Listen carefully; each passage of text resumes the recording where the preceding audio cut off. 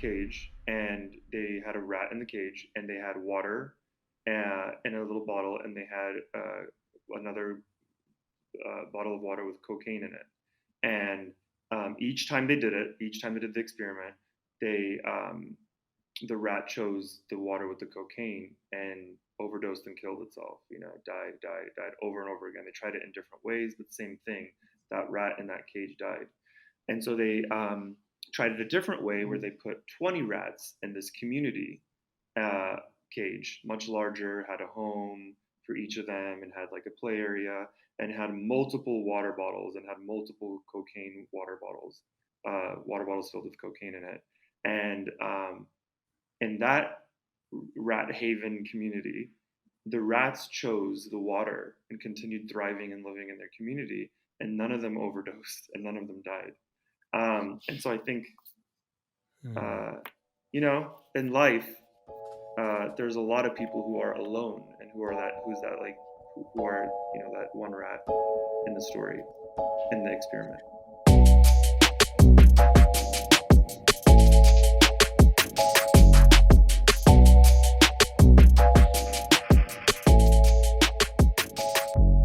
Welcome to the Taking Off the Mask podcast. My name is Ashanti Branch, and I'm really glad you joined us. Today's guest is Samir Zakir. Samir is the founder of the Illuminate entertainment group, and he has set a goal to have a positive impact on culture. They do this through entertainment, through political work, and through business projects. Samir's been an entrepreneur since he was 16 years old. He calls himself a serial entrepreneur. In this work of the Taking Off the Mask podcast, we mostly talk about our masks.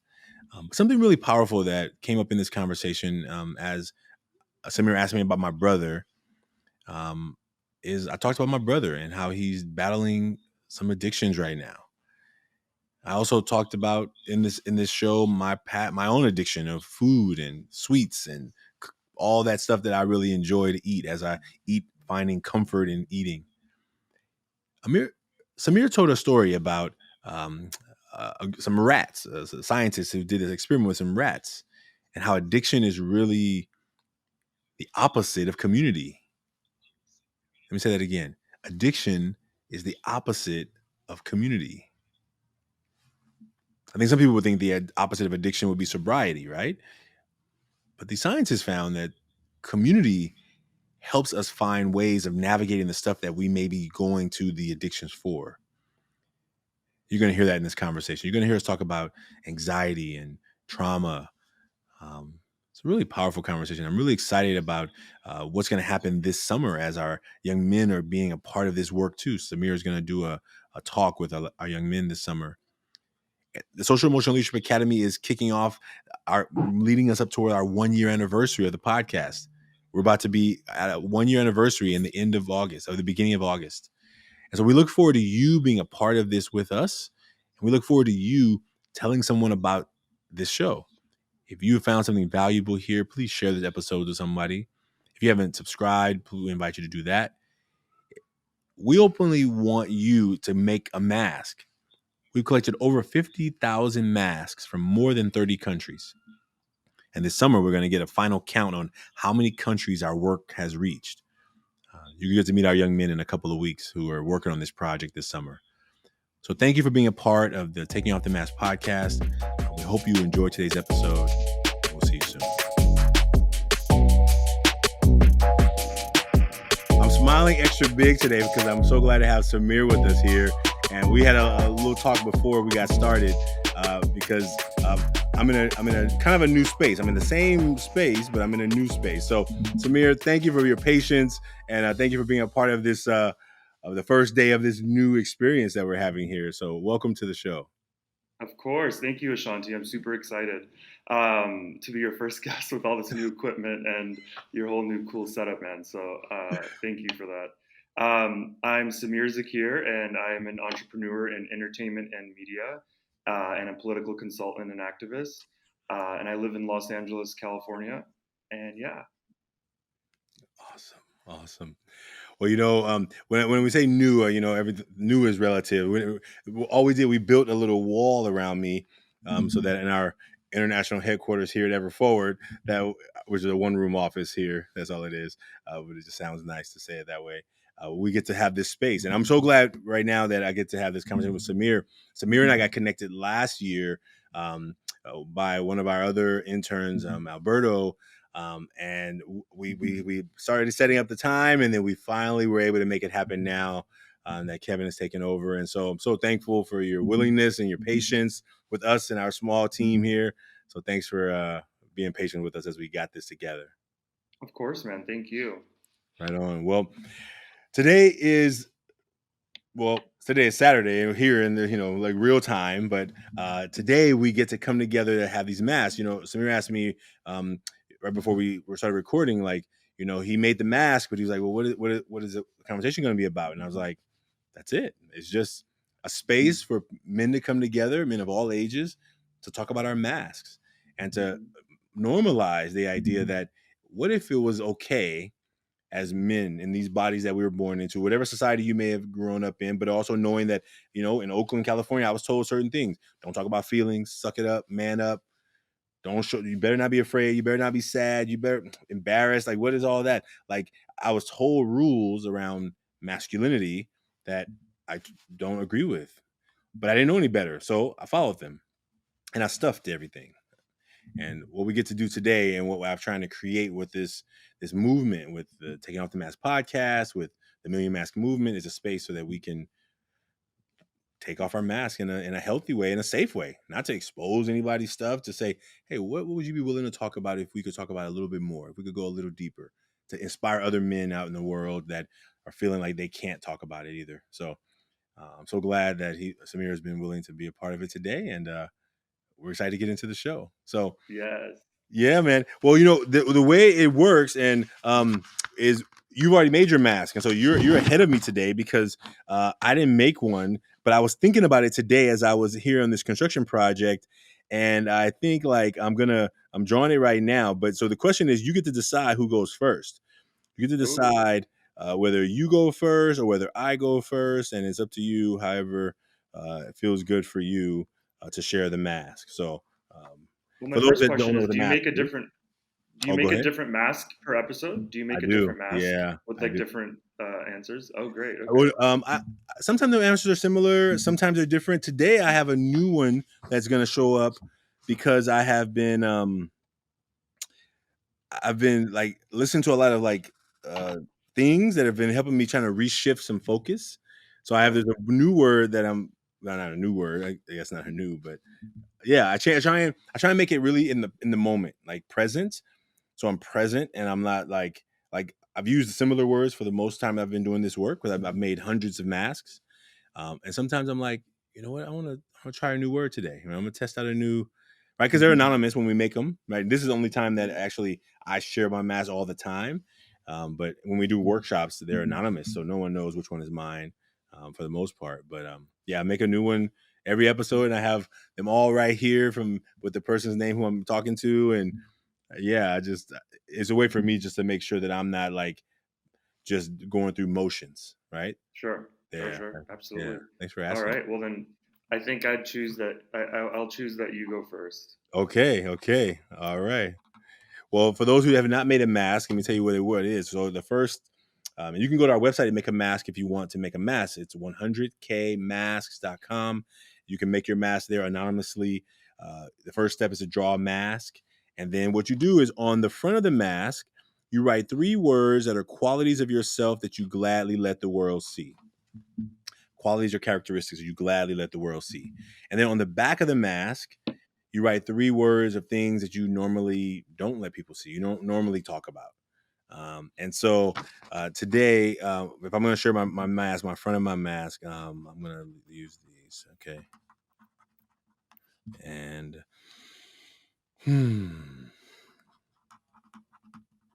okay, here we go. So we'll show the front. And I'm going to check out the lighting situation. Let's see what we're going to do. Okay. Okay. So the front of my mask, I drew it like this. This is a new design. These are like these couplings we use for this wall we just built. So I just thought I would incorporate some of the real that's happening right now. And 3 words I wrote today are caring, hardworking, and funny. Love it. Caring, hardworking, and funny. Um, and I wrote caring first this time because I think it's been really present for me recently around how many things that I care about, how many things that take up a lot of my energy now, not because I really sometimes I don't want them to take my energy, but I'm concerned about them and I care about them. And even when I'm like, well, look, Ashanti, you need to be focusing on your career, your thing, your stuff, and stuff pops out, like stuff pops out. Like I got a call today from a correctional facility in Orange County, actually, and the person who was on it I couldn't hear their name. So they were saying their name before the beep, I guess, right? So like all I hear was like a syllable, blah blah blah, blah, blah, blah. That's all I kept hearing, and I'm like, who is this? I didn't want to answer and use up their money, and like, but I want to make sure I answer for the right person. And all I'm thinking about all day, 10:42, the call came in. 10:42. I have not stopped thinking about who is it. Is it somebody who was really calling me, or they had the wrong number, but they called back twice? And so, like, man, it's just interesting. Like I'm wondering about all the young people who I work with. I've been mentoring young men for over 20 years, right? So they know my number. They got my number. My number has never changed in the last 20 years, And so that's what. So Wow. in the caring is like I sometimes goes into worry. It goes into worry, a little bit too much, and so that's the front of the mask. I mean, as you know, I normally show people that I'm really caring, so they know they can call me anytime, right? So that's the one that's standing out to me out of those three right now. Mm, I like that. That's Yeah. awesome, man. That's very interesting because you said that it's like a positive quality that you do show people, but then the worry side you maybe not want to necessarily show people, or that you definitely right, like or do you actually like reveal that you're worried about things with people in your life? I think I try and do it with my team. Yeah. I try and create a team where transparency is really important, right? Mm-hmm. Where I'm not acting like we do work around masks. It would be really hypocritical for me to be like, hey, everything's great when it's not. Like, and I try and do a balance between how much do I dump on other people as opposed to like, hey, folks, in my check-in today, I'm gonna talk about this because we in our meetings we have check-ins, right? And to not always pretend like because I'm the boss, I have to have it all figured out because I don't. Mm-hmm. And I think I'm really clear with my team that I'm gonna work harder than anyone possibly here, because I care a lot and because this means important to me. And if I'm struggling, sometimes I'm gonna some things I don't necessarily always bring to everybody, but some things, I mean, that's humanness, right? But I also am willing to say, you know what, having a rough week, this is what's going on. And so people can be mindful of each other, right? I think we want a team that people can trust each other's, and that if you're not showing up strong at work, it's not because you're being lazy or you don't want to work hard. Maybe there's stuff in life that's hitting you hard and Mm-hmm. you can't give 100% right now. So what can you give? Can you give 80, 70? Where are you at today? Just so that our expectations of you and of each other is respectful of what is really present for you. So that's how I try and do it with my team, So I think the worry, I don't talk about it a lot. I mean, I'm pretty open about many things, but I think the caring is like it may come out because I'm an intense person, I think I'm a hard worker, I'm serious, like so sometimes it doesn't come out always. It's like, what is going on with this, right? Like, what's happening with this, right? When it's yeah. So anyway, yeah, it may come to the back stuff. It's a lot. I feel it's a lot right now. So I'm looking forward to hearing your front of the mask. Sure. Yeah. No. Absolutely, man. So my front looks like this. I don't know if you can see it with the lighting. Yeah, Can you see it? I can. I can. Yay. I didn't know how to draw a mask. It's funny. I like Googled mask so I could just like copy a picture of a mask. And then nothing but face masks came on that are like for protecting your mouth. I'm like, so I just winged it. Literally, I had like a Oh few man, seconds to draw it because I read that I had to draw it. So it Is says humor, confidence. Huh? no, keep going. Keep It going. Sorry. it Sorry. says humor, confidence, and empathy. And so I'll say like with each of them quickly. Humor. I think I just like to, I always say that a day without laughter is a day wasted. I think we all have to laugh. It's like the best medicine. So I always say that and have believed that for a long time. And I also realized that like humor can be used in kind of like tragic situations and good situations and like everything in between. So I do feel like I show that, and I appreciate humor. Um, and I try to make fun of things in order to make situations better for myself or for people, in a positive way. Kind of be lighthearted and, try to find the humor in as many situations as possible. Um, and then the second is confidence. Uh, it usually looks like I know what I'm doing and that I have a vision and that, I am, in charge of my environment and who I am and all that. And then third is empathy. So I feel that, even though I haven't gone through every situation and every journey and experienced every path, I feel like I can understand, why people make the decisions that they do and why they're in the situation that they are, and then react the way they do, based on the situations, that they have, experienced, or the cards that they've been dealt. So it makes it sometimes difficult to like form like a matter of fact opinion on things, because I do see almost both or multiple sides of everything for people. Um, so yeah, that's my front. Yeah, right on. Now, when you said, I think I heard you say something like, "I have to be in charge," or I want people to know what I'm doing." Like, what what are the things you do that you have to show people that? So I don't have to show people that. I feel like Um, I just do naturally. I think mm, I think I naturally do just show that, which sometimes gets exhausting because I like to I like to work with others. So I have like kind of owned my own businesses since I was 16. I'm like this serial entrepreneur, always coming up with concepts and ideas. So I attract people who like to take direction and like to have like an established vision, that they will come in and work for and with. Um, and so I'm usually, in that way, a leader, which has always worked out up until recently when I'm like, wait, I actually do want to collaborate with people and kind of like bounce ideas back and forth, which I've always done. But for the most part, I attract people in my life and businesses who want to kind of take direction and who want to like, add the whatever value they have to like um, my existing project or whatever the vision is for the thing that we're working on or doing, and then just in my personal life as well. So I've usually been pretty confident, even though we all have flaws, and I'm fully aware of like all the flaws one that I could have in life, from everything, yeah, physical to, emotional to personality traits. But I've been pretty confident, whereas, I haven't really. I don't really pay attention to like the negative qualities or the things that are lacking, um, in my life, even though I can be aware of them. So that kind of ends up leading you to think that someone might be confident. So yeah, that's what I show on the outside, is that I'm just self-aware, but um, confident with situations or myself. right on, right on. Thank you. Thanks for sharing that. Thanks for Yeah, that yeah, yeah. insight. Okay, so now we're gonna move to the back. Now, the back, Okay. for those who are watching or those who are out there, the back is different than the front. The back are the things that we normally don't talk about. We normally don't necessarily share. So, um, oh yeah, I was actually paying attention to you. So I was like, I didn't write them because I was writing them on the spot. So this one was one that I was changing today. Um, hmm, I'm gonna write this one, and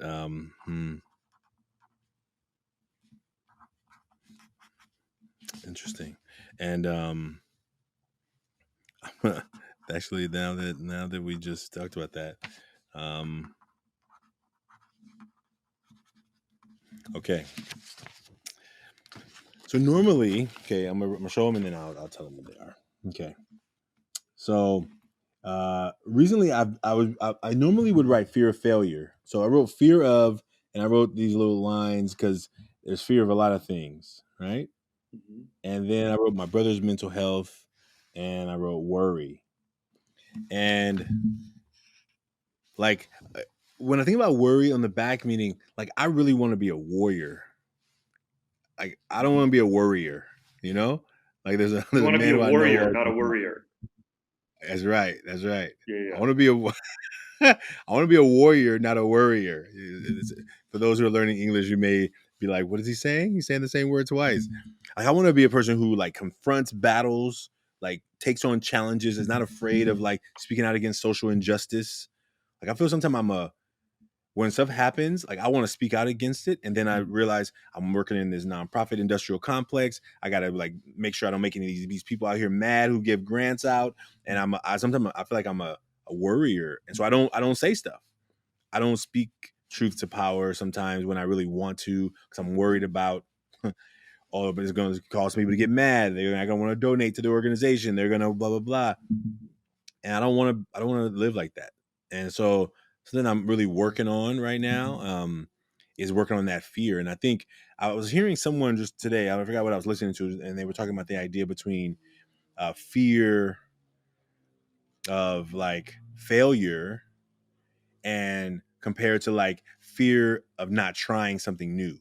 Like to let I'm not really against failing. Actually, I fail all the time. Like there's weekly stuff that's I want to go one way goes a different way, but it doesn't stop me. So I think what I've been readjusting and the fear of is like maybe my fear is not of failure. My fear is like of not giving my best, of not like trying something new, not getting stuck in a rhythm that says here's how you have to do it because I think huh, I think when I think about getting a job like going to like there's companies out there hiring people who I feel qualified to do where I could make double what I'm making here at Ever Hmm. Forward, maybe even more, right?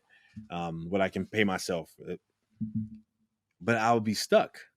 I'll be stuck. I think I'll be fear of like being stifled, the fear of like not being able to let my ideas run. Like I get to be creative here, right? There comes the scary part of like, okay, I got to raise the money and make sure I pay everybody too. That part of a nonprofit work, but I get to be creative. I get to like take what I feel like all the seeds that were planted in me throughout some of the tragic things that happened in my life, but also some of the experiences I've had, and let them help serve humanity. And I think as I started thinking about writing fear of failure, because I didn't write it, I was going to write it today. I was going to, what am I going to write on front? Is it fear of failure today? I was like, well, maybe it's not fear of failure. Maybe it's Mm. the fear of just not having the freedom to go after it, right? Or when failure becomes like, oh, you get called to the office to somebody's office because that thing you tried to do didn't work, and now somebody's mad, or they're not mad, but they're having this talk with you about your performance review, right? And now you're like, I just tried to do something amazing and it didn't work, like So anyway, those are the things that are coming up right now. Um, that are standing out the most on the back.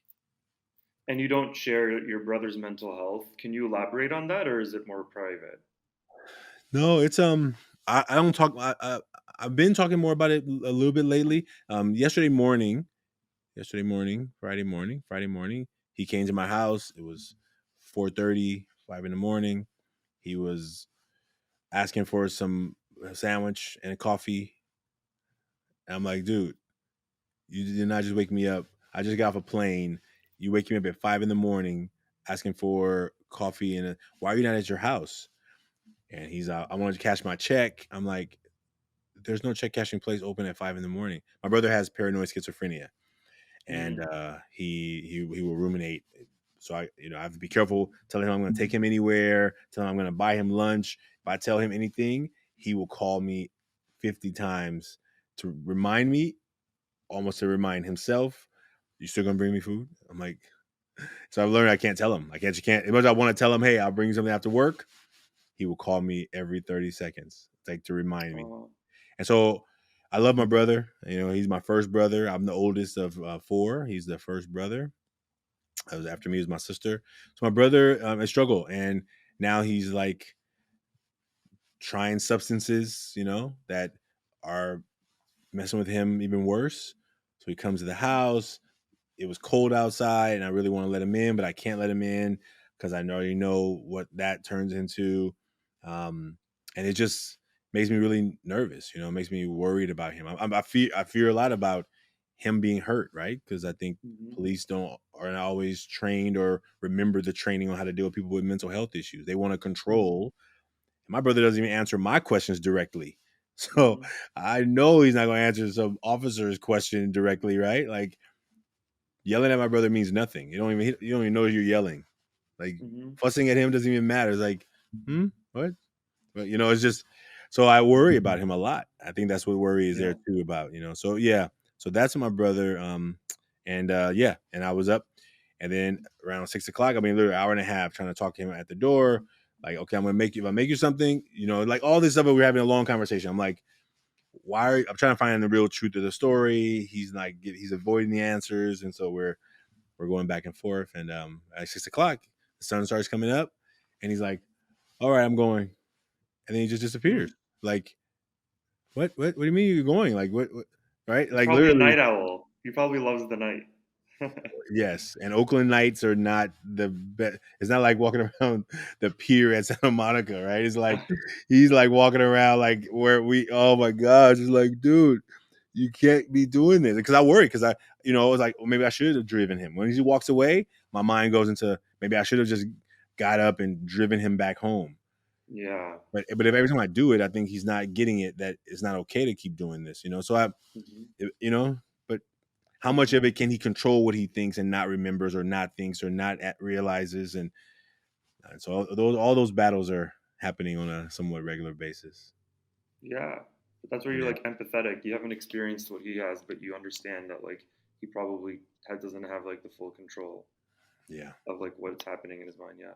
for sure. I'm extremely, like I said earlier, I'm like extremely passionate about mental health. If I could devote my whole life to just bringing awareness to mental health, and Mhm. then also like almost like a think tank situation where like people can Yeah, come up with solutions, because at the very least mental health is a spectrum. A lot of people who are talking about it don't understand that like a lot of people have mental health issues, and it's like your brothers might seem a little bit more severe, like it's a specific condition that you know might need different types of treatment or whatever. But two things I learned about mental health yeah, somewhat recently is like one, or this the first one I've known for a while. It's a spectrum. It's people have anxiety, depression, can be very treated. All that they can have schizophrenia, all the way up to other conditions yeah, and diseases.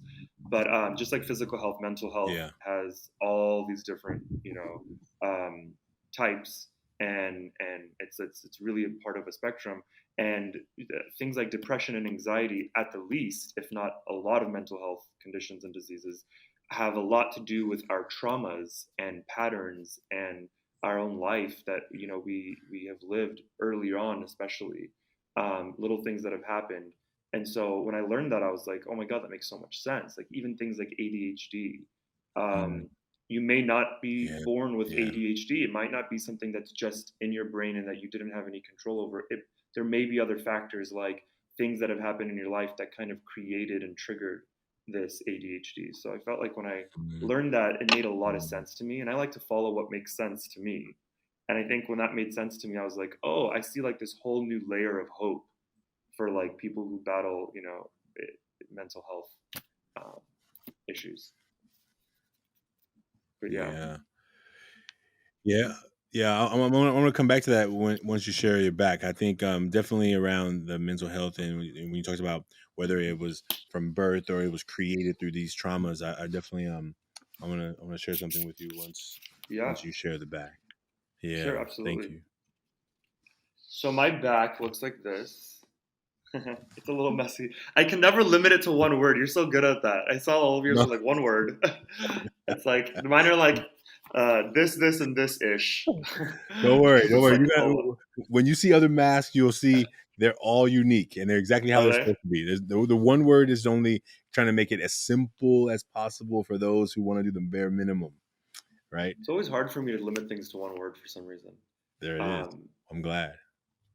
I'm very descriptive, probably too much so. So like my first one was I overthink and analyze things slash like I'm hesitant and uncertain, which is completely opposite of the front, which was like Mm, confident.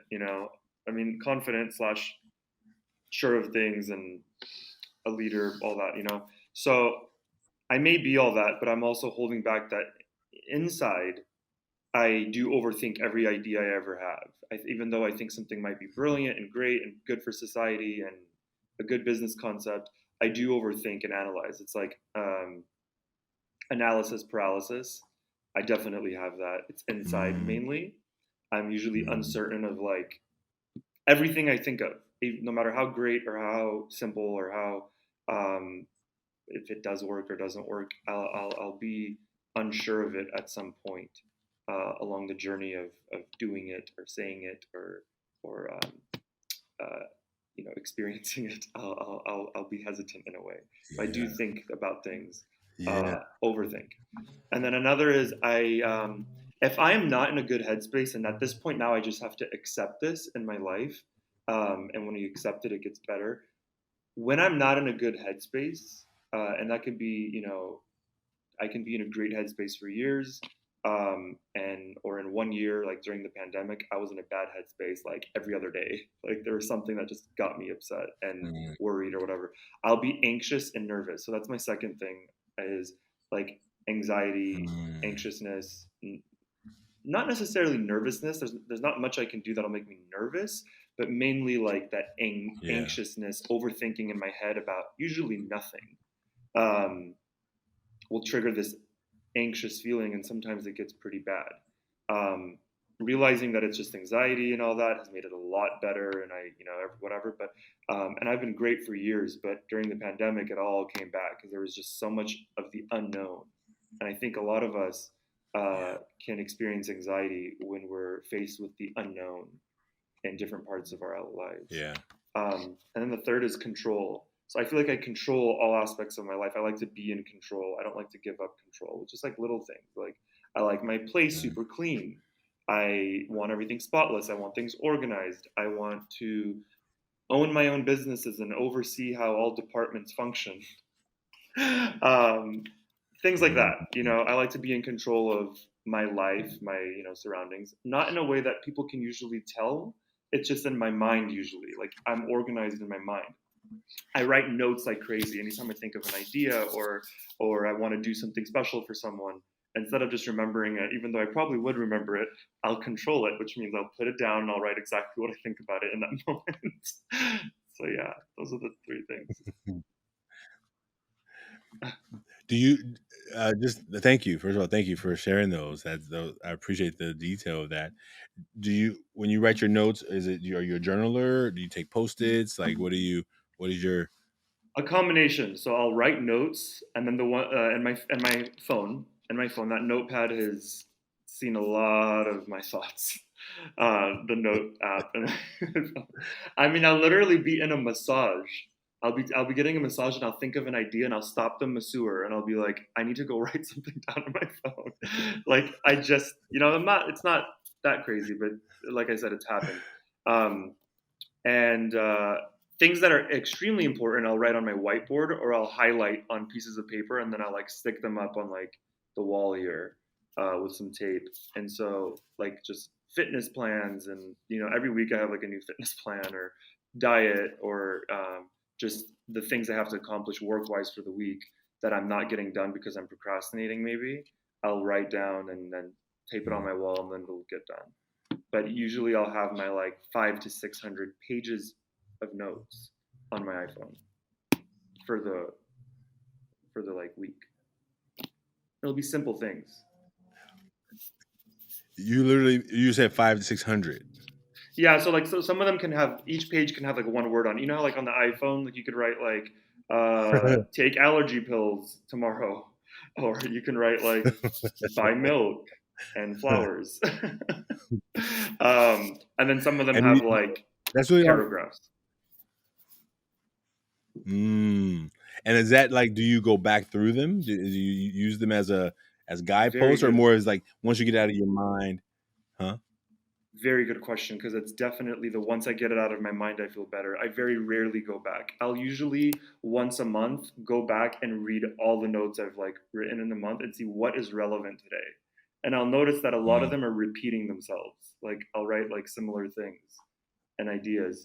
But because I'm an entrepreneur and I'm like constantly coming up with ideas or ways to like enhance Mm, products or businesses that I'm currently working with, or for some clients that I'm involved with. Um, I'll have different ideas randomly pop up in my mind, and then I'll write them down, mm. and then I do revisit those notes for sure to materialize the ideas. Nice, nice. Yeah, Well, when you were talking about having a very organized space, I was gonna say my desk would probably drive you nuts. Like what you see here is well crafted. You know, yeah, yeah, yeah, I yeah. worked that part out, but like right there, like literally right there, and right there is just yeah, yeah. When you said that, I looked around like, oh yeah, this would drive him nuts. He would be driving. Well, I do that as well. I actually get really like messy and all over the place. But before I finish that task, or like let's say I'm writing a bunch of notes for hours and like creating documents and whatever, and it'll be all messy, I will literally be unable to move forward or do another thing unless I completely organize all the things in front of me that I just made a mess with. Like, does that make sense? Mhm. It's really Yeah. crazy. Like, I won't be able to sleep at night if like my desk is a mess. It has to be organized, and my thoughts have to be completely clear with what I just like took on, or else I won't be able to leave it for like even the next day. So it's difficult to live with people. Yeah. Like if you like, when I have like some significant others in my life, I've some are good, but most of the time, people are for me messy, and that kind of creates chaos. I I understand. I can understand. I can understand. Well, that's. I mean, it's good. It's good to know yourself, right? I think part of it is self awareness, right? Like you're aware, so then you can easily communicate to people, right? Those needs or expectations, and people can be like, yeah, I can sign up for that, or they can be like, yep, maybe not, right? You know? Yeah, Yeah, absolutely, absolutely. I think being self-aware is one of the most important qualities one can possess, because you help others by being self-aware, and it starts with helping yourself, obviously. yeah. I think Brene Brown talks about this idea of uh, uh, kind is clear, Hmm. right? Like, Hmm. and if you're aware of what things create stress in you, create discomfort, create anger, like, and you are clear about it, then it's the kindest thing you can be to somebody, as opposed to like trying to act like you're kind and you're happy about it, but knowing that you're about to like throw that thing in the garbage, right? Because it's sitting in the same right, whatever that thing may be, right? I think being Yeah, able to have people to know like, hey, you know what, this is something I really need to happen, and then the person can be like, whoever it is can be like, oh, you know what, yeah, okay, oh, I didn't even know that, okay, and be able to do a deal with it, right? As opposed to like it coming out in some rush of frustration, anger, whatever, because it wasn't able to be communicated in a way that somebody could act on the thing, um, absolutely. yeah. I want to go back to one of the things you talked about. And I think, is there anything else you want to say about the back that before I kind of tap into this? That's all. That's all, man. I think I said it. I said what I said. You did, man. Well, one of the things you did say when you talked about trauma, we talked about like whether in some of the research you did, but also in the studies or thoughts about mental health, is that like what are the things that are with us from birth that came through trauma, right? Through growing up, Hmm. And there's this book. There's a couple of books I've read over the last year that I've gotten, but there's one by Mark Wolin. It's called "It Didn't Start with You," Mm, okay. and it's the tagline, I guess you call it, is how inherited family trauma shapes who we are and how to end the cycle. Mm, How inherited family trauma. Okay. Yeah. And so sometimes, I mean, that could be a thing that you say started before you, right? It didn't like there's another book I've been reading over this last year.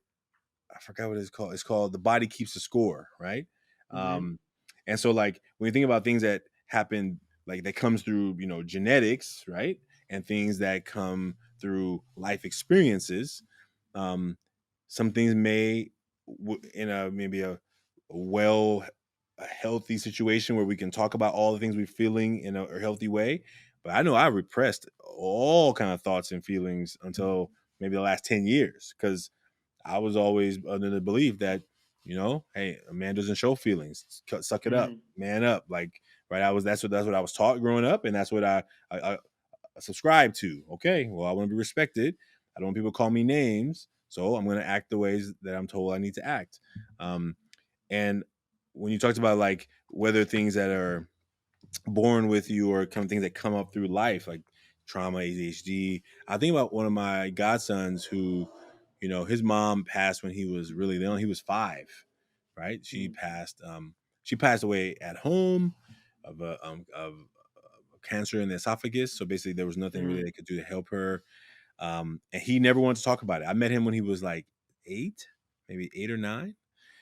And he never wanted to talk about it. He was getting in trouble in school, acting out. I know it wasn't because he was a bad person. He had so much stuff that he wasn't dealing with. He didn't know how to deal with it. His family doesn't talk about it. Family ignores that the kids have a right to feel what they feel about it. They're telling the kids, get over it. Hey, that happened 2 years mm, ago. Get over it. And I know it bottled up. And only as an adult, like literally, he graduated high school. I mean, and his situation kicked off later, right? And man, and it hit him hard, diagnosis of absolutely. bipolar depression, and it hit him He got hard. diagnosed after. He got Yeah, he got diagnosed after all of like this. Oh. like 19, like 19 years old. Yeah, Mm, like held it all together, right? He was like, I don't need to talk about none of this. I don't need to talk about none of this. And I could see it, that he needed to talk about it, but you can't make somebody talk about it who doesn't want to talk about it. Even though mm. no matter how intelligent you are, if you're convincing yourself that, oh no, this is not, it's old stuff. I don't need to worry about it. And then when it comes out, sometimes you don't even get to control how it comes out when it hits you, right? And if you begin to, for him, he started self-medicating, thinking that was going to help him alleviate the stress, right? And it took a turn for the worse. But Mm. so yeah, I thought about that. I thought about like how much more could I have done? Sometimes I want to go into worrying, right? Like what more could I have done?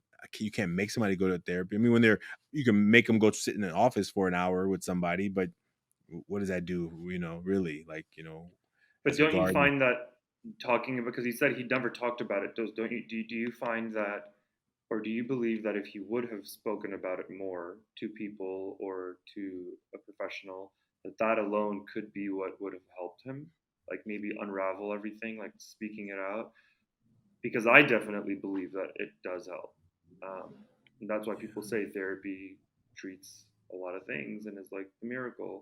Um, so do you believe that it could have helped? Maybe. yeah, I do. Yeah. I do. I I'm believe it just could have speaking helped a about lot. things. Yeah. Yeah. Yeah, yeah.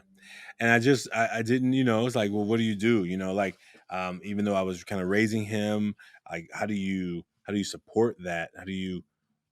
What things do you say you're gonna have to do this, right? And then and all the as I mean, with parents, I don't have biological kids, but I've raised a lot of kids in this mentoring work, and definitely kids who I had in, who I've raised in other, who lived with me or whatever. I think part of it is that space of, man, like it's tough, like I don't want to talk to nobody about this stuff, and then you're like, okay, how much am I pushing my stuff as opposed to not only just common knowledge and research, right? I'm not talking about what I think, it's talking about what, but then how much all those questions that I guess that parents have to ask themselves, right? Yeah. Okay, I'm doing this because it's in your best interest. You don't want to do it, so what? Like you're gonna do it anyway, and knowing that when I look back, I'm like, maybe I should have put more pressure on that, right? But ultimately, I gave my best, right? I don't beat myself up about Absolutely. it. I think about it once in a while. I'm like, what would I tell a parent today if they were in the same situation? And I would say, I would probably do something different. I would say, well, then maybe it's not individual counseling, it's family counseling, right? So you get a third party in a conversation, but that's just me thinking hindsight, right? In the moment, you're like, I don't want to be dealing with this argument right now. I don't want to deal with, I don't have this fight right now, right? And so, but yeah, I definitely think that him talking about it would have helped a lot because he was carrying it. It was real. It was real. It was in Mm-hmm. him, Mm-hmm. and it was just being ignored. And so yeah, Absolutely. yeah, Yeah. I also think community helps a lot. A lot of people are alone. I think the biggest issue we have is like, you know, lack of community. people not having the right people um, to speak to and to relate to and to yeah, have like uh, untraditional therapy sessions with, which really means like with your friends or with like peers or just Mm, people who are similar to you and your journey, whatever that means.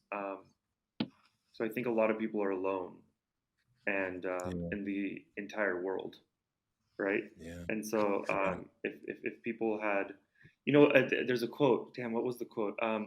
The What do you think the opposite of uh, addiction is? I've heard it recently. I think the opposite of addiction is You would normally think is like aversion. sobriety, right? You would think the opposite of addiction is sobriety. If someone's not addicted to something, they're sober of it. They're sober. Mm, mm, So if you're the opposite of addiction is sobriety. It's not. When you really think about it, the opposite of addiction is community because usually when someone is addicted to something, they're not a part of that right community. Long mm, story short, I'll give you an example of something. They did a test years and years and years ago. I forget like the group that did it, but it was they took a bunch of rats and um, and they did a test. They started with having one little cage, and they had a rat in the cage, and they had water in a little bottle, and they had another bottle of water with cocaine in it. And each time they did the experiment, they the rat chose the water with the cocaine and overdosed and killed itself. Died over and over again. They tried it in different ways, but same thing. That rat in that cage died. And so they tried it a different way where they put 20 rats in this community uh, cage, much larger, had a home for each of them, and had like a play area, and had multiple water bottles, and had multiple cocaine water bottles filled with cocaine in it. And in that rat haven community, the rats chose the water and continued thriving and living in their community, and none of them overdosed and none of them died. And so I think, mm. uh, in life, there's a lot of people who are alone and who's that like who are that one rat in the story in the experiment. I'll be interested in knowing. Like, I would love to know more about this study and what do they attribute the survival to? Like, because did they attribute it to others were like, hey, don't mess with that one because we've noticed that one creates some kind of stress in the community. Like, was it like was it like over the overseers like stay away from Mm-hmm. that one? That one's bad news, right? Like that one's a Yeah. good one over there. Do you know if it spoke to I that? don't know if those rats knew that that one wasn't the good one necessarily, or maybe Yeah. they tried it and then they didn't overdose because they were like, oh, maybe we want to continue living. What I took from that was um, the having a community became the reason why the rats were like, we want to live. We're not trying to see what's Mm, at the on the other end of overdosing on this drug. mm, I think they were at mm, the very least content or happy with the community that they were in. So they were like, let's drink the water that'll just continue our survival and be continue our ability to thrive in this community. Whereas when the rat was alone, the rat was like, well, this isn't exciting. What's like going to be on the other end of overdosing on this interesting drugged water? That's what I got from mm. it. Yeah. And I think in life, even though you can be around a ton of people, and most people aren't, they don't have the resources or like the environment where they're around a ton of people. But in LA, in my world, a lot of people are in front of a lot of people, or they have relationships with a lot of people. That doesn't Mm, mean that you don't feel alone or are alone. So it's like it's about finding what your community, like whatever that means. It could be simple. It could be one great person or influence in your life. Like it can start with just yeah. great therapy, just an outlet. I'm not sure what that is, but I'm still on my journey of trying to figure out what that is for people. But I do know that when you're around people that make you feel a certain way, it really, really makes a difference in your life. And whatever that certain way is for you. I'm being a little vague, but because I don't want to be too specific to tell people Yeah. what was right for them. But when you know Yeah. that you're around the right people, and yeah, that's a community. I think for rats, it's different. It's like just having a bunch of rats is the community, but I think for people, it's a little bit different. Mm, Um, but yeah, yeah. I do think so. The back to the saying, it's like the opposite of addiction is not sobriety. The opposite of addiction is community. Mm. I don't know if I'm gonna tell you this story right now or later, but I have a question. I want to know about rats and community. it's it's a it's a wild story. So, where is your community? Where do you go as an entrepreneur who is? And so I'm thinking as another entrepreneur to entrepreneur. Like, where do you go to get support? Like, I think there's this old writing from Paul J. Meyer, one in a long time ago, old dude. He was like, who his audio book was called "Who Motivates the Motivator." Like, Hmm. who do you go to get refuel, to re-energize, because you have all these responsibilities as an entrepreneur? It sounds like a very exciting thing, but it also means you have a lot of you guys to handle all the problems. You Yeah, get to yeah. you get to be a problem solver. So, who do you how do you find community, go to community, use community? I'm still on that journey. What I will tell you is, I never had a community, and I felt like the closest I ever had to having a community was once I moved to LA and I was around other creative people. I felt like my entire life I had a lot of friends and people I knew in school growing up, but I Yeah. never felt like there was like a community that I actually had, whatever that means, like a group of people that really understood me and who I felt challenged by, and who at the same time I felt like I had a good time with. I never did drugs growing up. I wasn't really necessarily the rebel. I was a rebel in the sense that I liked business and creating things and doing creative uh, projects and have goals that usually people my age didn't. So my friends usually like Mm, to smoke pot and like to get into trouble or like to just do things that I didn't necessarily relate to at any age, like elementary school, middle mm, school, high school, and after.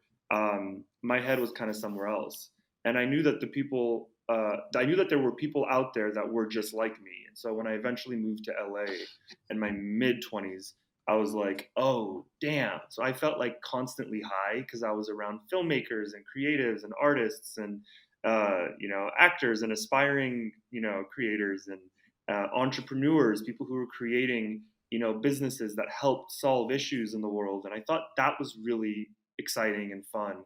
And just then I discovered spirituality and people who wanted to understand what life was and wellness. Like right now, I'm developing a wellness business. It's a startup, and I'm super excited. And the people who are helping me with it are partnering with me on these ventures. Those are my that's my community, and I feel like that is what constantly keeps me thriving and happy and feeling not alone. It's when I was with mm. people growing up in school, even if I had 500 people who knew who I was or who considered me a friend or who I considered a friend, I never felt like Yeah. they were a community, or that these people were the people that I was supposed to um, uh, build something with, whether it's my life or things that I do in my life. I never felt that connection with people. Um, but then there is like a second part to that too that we'll talk about on maybe another time.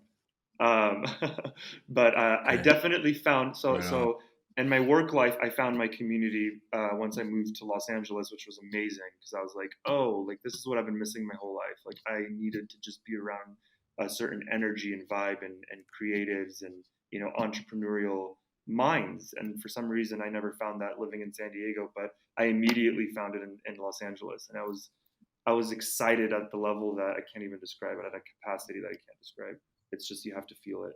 Um, but then I found another community in LA as well, in my personal life, Right. and like a deep, deep personal life, and that has like a whole other layer and story to it. So that yeah, there is hope. I think everyone, no matter Yeah, who they are and what they're there interested is. in, will have community. But what about you? What is your like sense of community? Like, who are your people today? Yeah, so I didn't, growing up, I didn't have a mentor growing up. I mean, I didn't have a mentoring program. I didn't go through a rites of passage. Um, I think 10 years ago, 2010, actually 11 years ago now, I did my first men's retreat, men's weekend, and it was life changing. And I think for the last 10 years, 11 years, like 11 years now, I have been meeting with this group of men for 10 years, 11 years, 3 hours a week, and Mm, it's my team. Um, and that's my space to go and take off my mask. And it wasn't until I went to my first meeting before I joined and before I did anything official. I just got invited by another man. I was like, sure, I would love to check it out. Went to the mhm. meeting, and I'm like, what is this? There was like 50 men at this one meeting, like in a circle. Like it was like, first of all, it was up in the trees in the woods, and I'm like, well, what? Where am I? First of all, I was more nervous than anything. I was not. The first thought wasn't, "Oh, this is amazing." The first was like, "Where the heck you bring me?" But once I got over that part, I was like, "Wow!" Like a circle of men who wants to help other men become amazing, great men.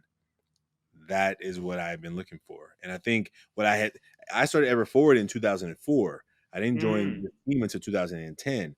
I was actually building for the Young Men at Ever Forward what I wanted, but I didn't even know that it existed. And wow. so I think that has been where I find my space to be at my best. And how funny is? Give me 1 second.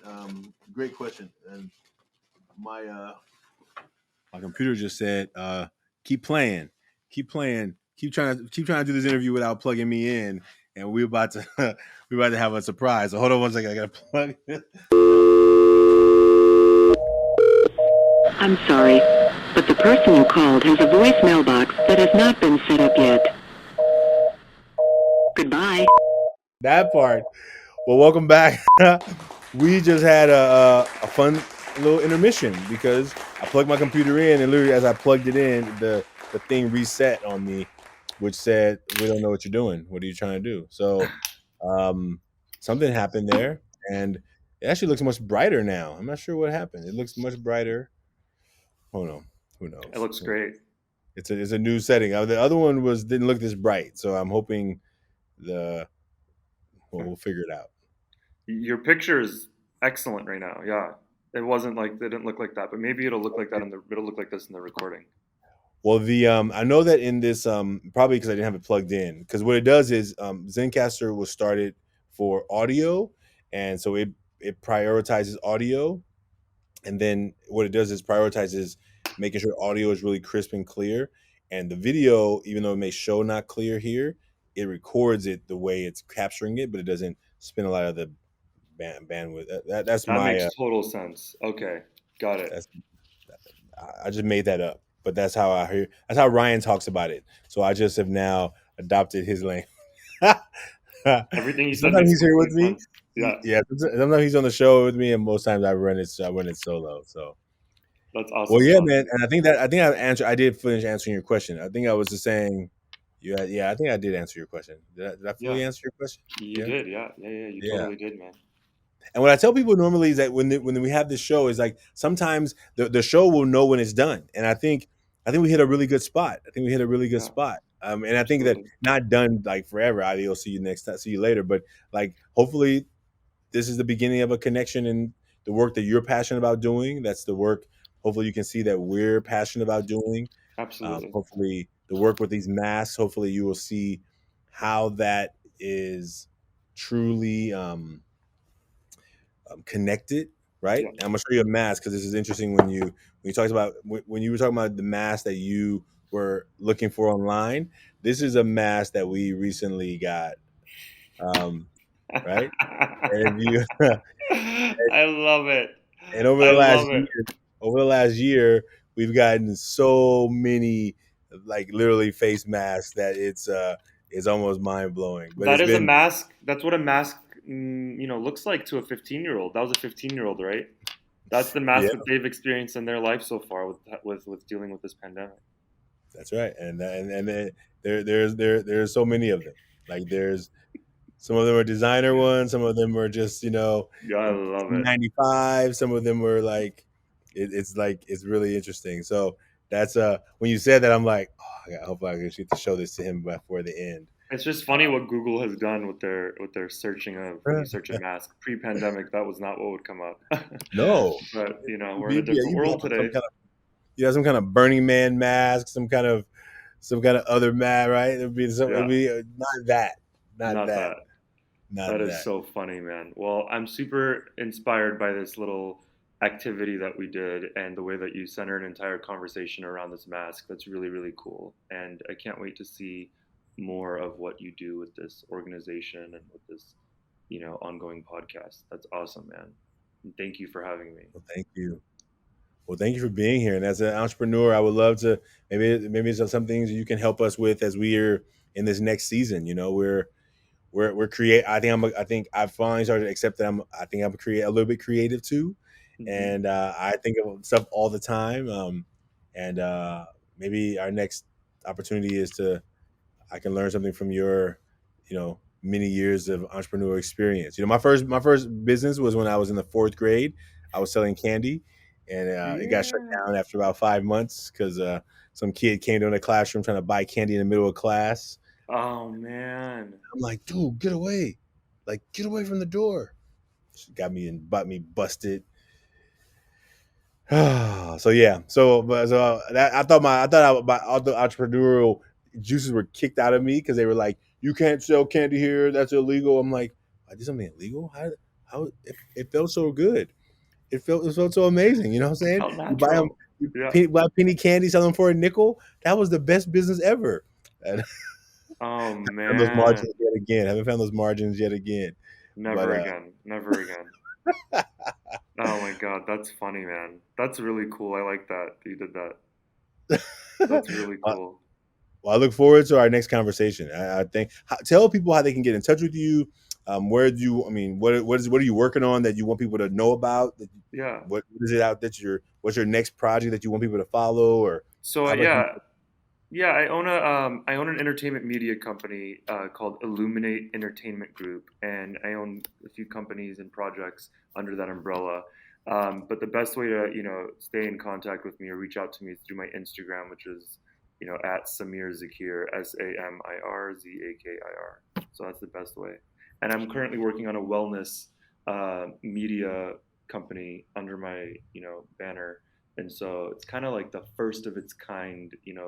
People look to uh, political media, fashion media, entertainment media, focused publications. This is a wellness focused publication that focuses on all things wellness, from mental wellness, emotional, physical. There's a lot to be there's a lot to learn about wellness, and as I'm learning, I'm also trying to distribute the same information that I'm learning out into the world. It's kind of like you did with your men's group. You wanted to find that group, so you created it. So that's great, man. Man, that's so exciting. Well, we'll put your link. We'll put the link to your Instagram in the show notes so people can find Perfect. it there. Sounds And good, man. thank you for being on the show today. I so appreciate you. Thanks for being with me in my early getting settled in this new space. And I really appreciate you. And Yes, I'm looking forward to I what's do to too, come. man. Thank you so much. Have a great day.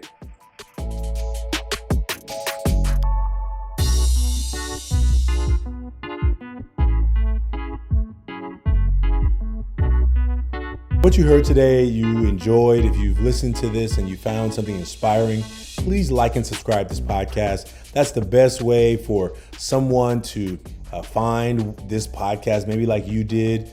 Please tell someone about it. If listen to some of our previous episodes, and if one of them rings out to you, please share it with somebody you know.